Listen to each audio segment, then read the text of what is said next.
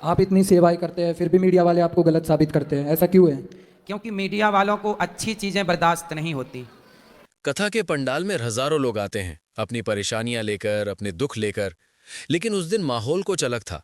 जब एक भक्त ने उठकर महाराज जी से उनके जीवन के ज्ञान के बारे में नहीं, बल्कि उनके जीवन के उस अंधेरे और संघर्ष के बारे में पूछ लिया जिससे लड़कर वो आज यहां तक पहुंचे हैं।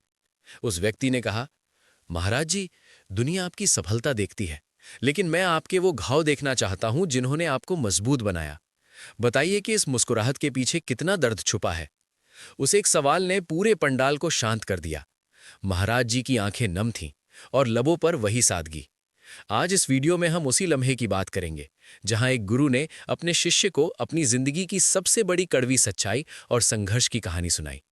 देखिए ये वीडियो अंत तक, क्योंकि ये कहानी सिर्फ महाराज जी की नहीं, हर उस इंसान की है जो गिरकर संभलना चाहता है। महाराज जी, मैं आपके बचपन से लेकर आज तक के इस जीवन सफ़र को गहराई से समझना चाहता हूँ। हमने सुना आपका शुरुआती जीवन बहुत संघर्षपूर्ण रहा, तो वह कठिन दौर कैसा था जिसने आपको इस सेवा पथ पर चलने को तैयार किया? बचपन से ही मेरा मन सेवा में लगता था, काम में लगता था, संतों की सेवा में, संतों के पास बैठना, सत्संग करना, सुनना और पाँव दबाना। मैं संतों के चरण दबाता था क्योंकि और कुछ कर नहीं सकता था, पैसे थे नहीं तो धन से सेवा संतों की कर नहीं सकते थे। भोजन प्रसादी संत जन आते थे तो घर पे करा देते थे, पर सेवा में करता था पाँव दबाने की। सेवा करते करते ही भगवान ने दास को सेवा दे दी। मैंने मांगा कुछ नहीं है, भगवान ने जो भी दिया है सब बिना मांगे ही दिया है। वो अच्छा, भगवान ने देखा, भगवान जब आपको पात्र देख लेते हैं, समझ लेते हैं, तो आपको भगवान सब कुछ दे देते हैं। भगवान अपनी तरफ से कभी कमी नहीं छोड़ते।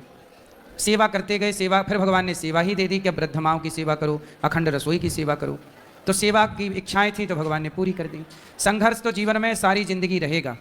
संघर्ष क्या है?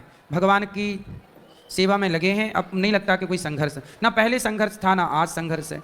अब इसे आप संघर्ष कह सकते हैं, लेकिन संघर्ष कुछ होता नहीं है। जीवन का जो समय आता जाए उस समय को अच्छे ढंग से, ईमानदारी से काटते जाइए, आगे धर्म से बढ़ते जाइए, उसे आप संघर्ष कह सकते हैं। जैसे लोग कहते हैं ना, दुख आया, दुख में बहुत संघर्ष, ये संघर्ष नहीं है।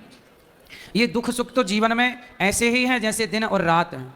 यदि दिन है तो रात भी होगी, रात है तो दिन भी। यदि सुखी है तो दुख भी होगा, दुख है तो सुख भी होगा। हानि है तो लाभ भी होगा, लाभ है तो हानि होगा। अच्छा समय है तो बुरा भी आएगा। इसलिए बुरे समय को लोग संघर्ष कहते हैं, लेकिन वह भी एक समय ही है, अच्छे समय के जैसा। ठीक है, तो गुरुजी, आपको प्रेरणा भी मिली होगी, आपने शुरुआत कैसे किया? मैंने कुछ भी नहीं सेवा किया। कर रहे हैं।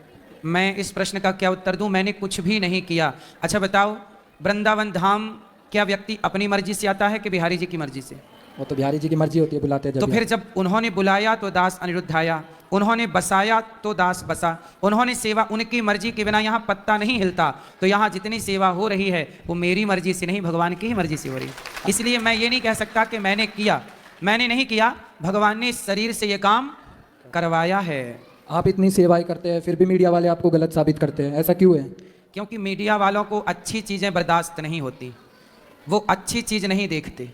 जैसे मक्खी होती है, पूरे शरीर में जाके मावाद में ही, गंदगी में ही बैठेगी, जबकि संत मधुमक्खी की तरह होते हैं। अच्छे लोग मधुमक्खी की तरह जो पुष्पों में जाकर बैठते हैं, अच्छी चीज़ों में बैठते हैं, अच्छा ग्रहण करते हैं। और समाज में कुछ लोग हैं जो बुरा ग्रहण करते हैं। तो आप जैसे भक्त हैं जो अच्छा ग्रहण करते हैं।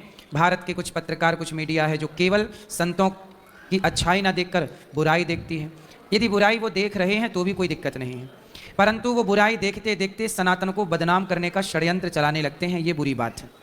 आज मीडिया की वजह से ही भारत हिंदू राष्ट्र नहीं बन पा रहा है, क्या ये सही बात है? बिल्कुल, वो क्यों चाहेंगे हिंदू राष्ट्र बने? वो तो हिंदू राष्ट्र के विरोधी हैं, स्वयं विरोधी हैं। वो भी तो हिंदू ही है ना। वो पता नहीं कौन से टाइप के हिंदू हैं, ओरिजिनल है कि मिक्स हैं, ये डाउट है ना।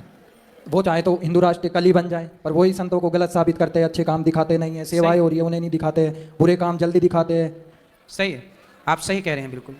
यदि वो दबाव बनाए, वो खुद आवाज़ उठाएं तो बन जाए। कल ही बन जाए गुरुजी। गौ हत्या के लिए वो आवाज़ उठाएं तो गौ हत्या बंद हो जाए। वो खुद नहीं चाहते कि गौ हत्या बंद हो। जी गुरुजी, राधे राधे। जय श्रीमान नारायण गुरुजी। जी गुरुजी, तो दोस्तों, ये थी अनिरुद्धाचार्य जी के जीवन की वो सच्चाई जो हमें सिखाती है कि चमकते हुए सूरज के पीछे कितनी काली रातों का संघर्ष होता है। आज महाराज जी की बातें सुनकर एक बात तो साफ है कि इंसान अपने हालात से नहीं बल्कि अपने हौसलों से महान बनता है। आपको महाराज जी के संघर्ष की ये बात कैसी लगी, कमेंट में राधे राधे लिखकर हमें जरूर बताएं। और अगर आप भी अपने जीवन में किसी मुश्किल दौर से गुजर रहे हैं तो याद रखिएगा, हर अंधेरी रात के बाद सवेरा जरूर आता है। अगर ये वीडियो आपके दिल को छुई हो तो इसे लाइक करें और अपने अपनों के साथ शेयर जरूर करें। ऐसे ही और भी प्रेरणादायक किस्सों के लिए हमारे चैनल को सब्सक्राइब करना ना भूलें। मिलते हैं अगले वीडियो में, तब तक के लिए अपना ख्याल रखें। राधे राधे।